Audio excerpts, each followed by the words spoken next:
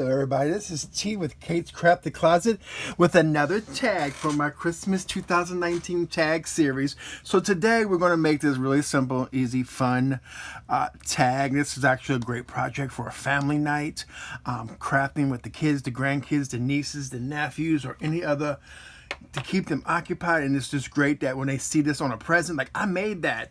So let's just go ahead and get started. Love how it turned out. And first thing we're going to need is a piece of, this is excuse me, Neenah Desert Storm cardstock. This is the 100-pound version because I want it to be nice and sturdy, but you can always double up.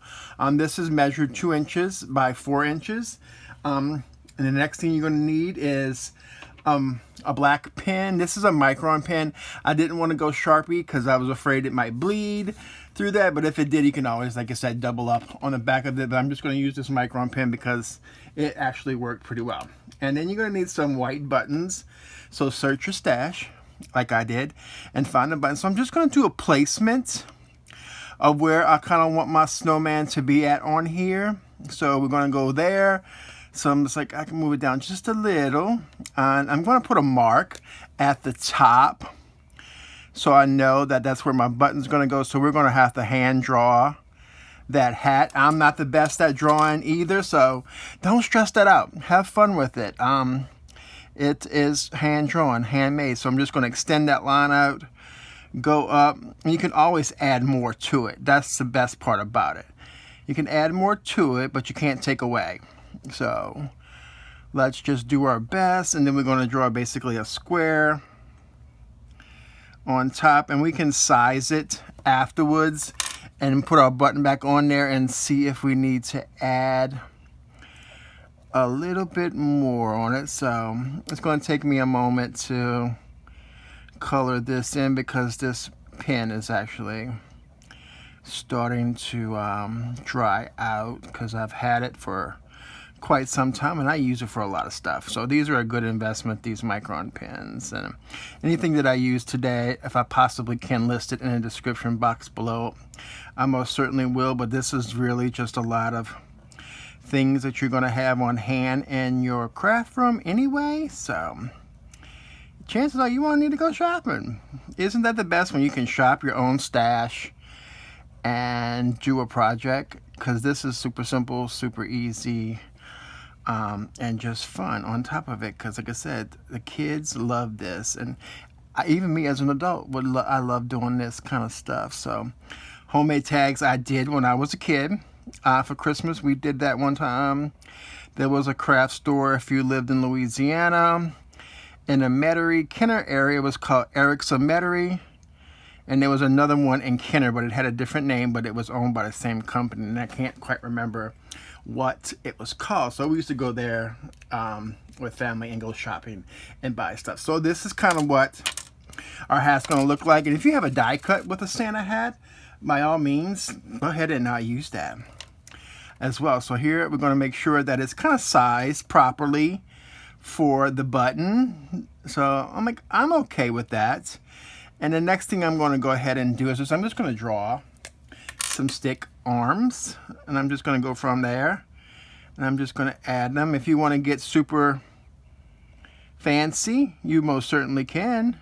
I'm just doing basics because that's what I'm good at, and it's not like proportionally correct, but it's okay. It's fun.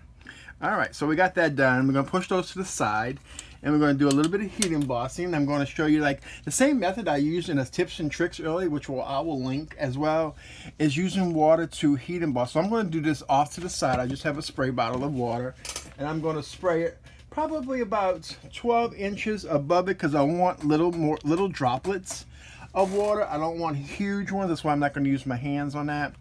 And I'm just going to go ahead and my embossing powder.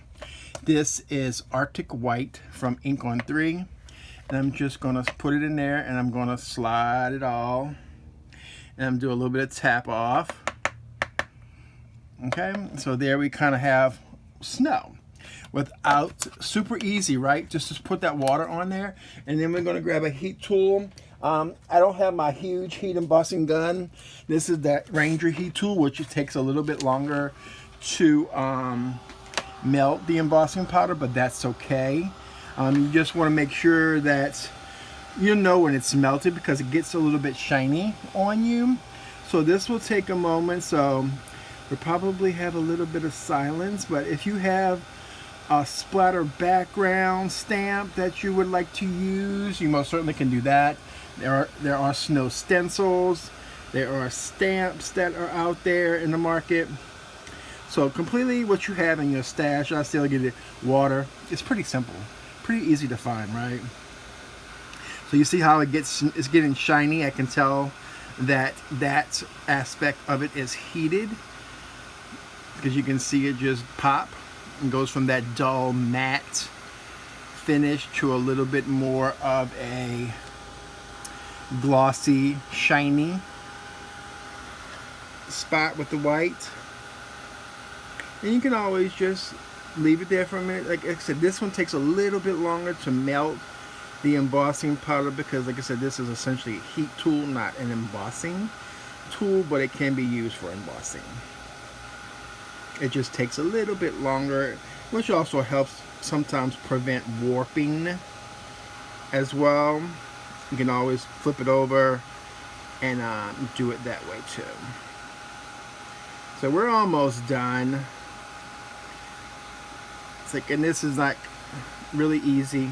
This is a part that probably we want to do yourself and not the kids. But then if you don't want to use embossing powder, you can just do paint splatter. You know, some white paint, water it down a little bit to make like a whitewash, and then the kids can use that as well. So it's a little bit more safer. I'm just using embossing powder like this because it's a little bit less messy for filming, but we'll still give you the same results. And I'm not super concerned about that center section because it's going to be covered up by the buttons anyway. So I'm just going to come in, going to use a microfiber cloth to clean up any stray embossing powder because I have a ceiling fan going. And here we have it. Give it a moment to cool. Okay. And I can tell that that one section right there is not completely done, so I want to make sure that that is melted. I could tell that it was a little bit gritty and a little bit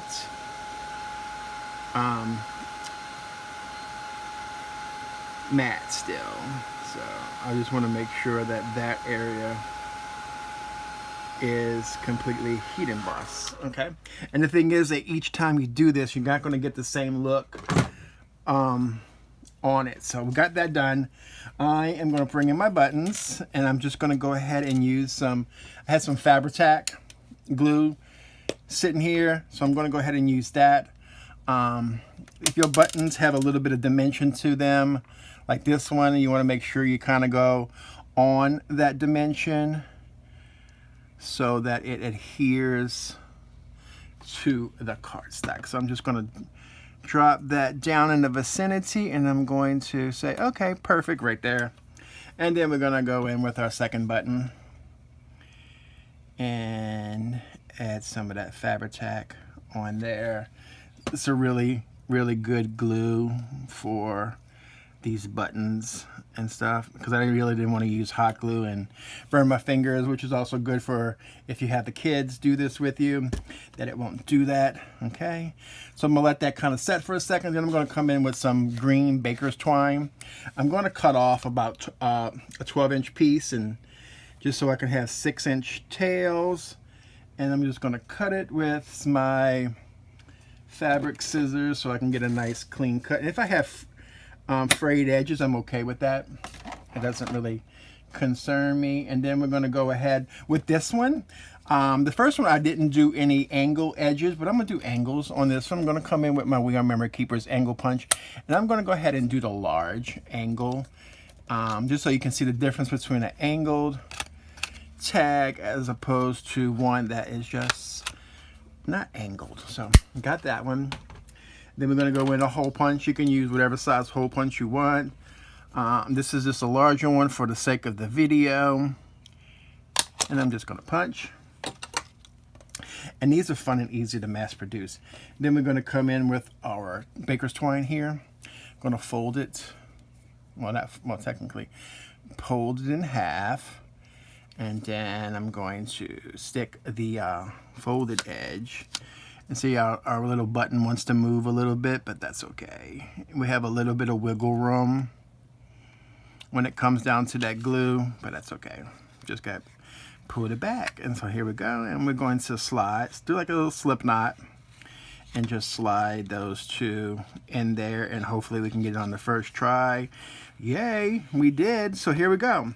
You have an awesome, amazing Christmas tag to put on a gift or a miniature tree, or you know, anything you kind of want to do with that. So that is our tag for today, and make sure I look forward to doing some more tags. I'm going to do quite a few of tag videos. So here is them two side by side. You have a one that's not with the angle punch and one that is with the angle punch, so you get two different, like completely different looks. And like I said, they're not going to look exactly the same each time. The placement of the buttons, the snow splatter, and all that fun stuff. So again, I want to thank you all for joining me today, and I hope you enjoyed this video. If you did, please give it a big thumbs up, and if you please hit that subscribe button if you haven't done so already. And when that notification bell comes up, go ahead and hit that, because YouTube is supposed to let you know each and every time I upload a video. So again, thank you all for joining me, and you all have a crafty day.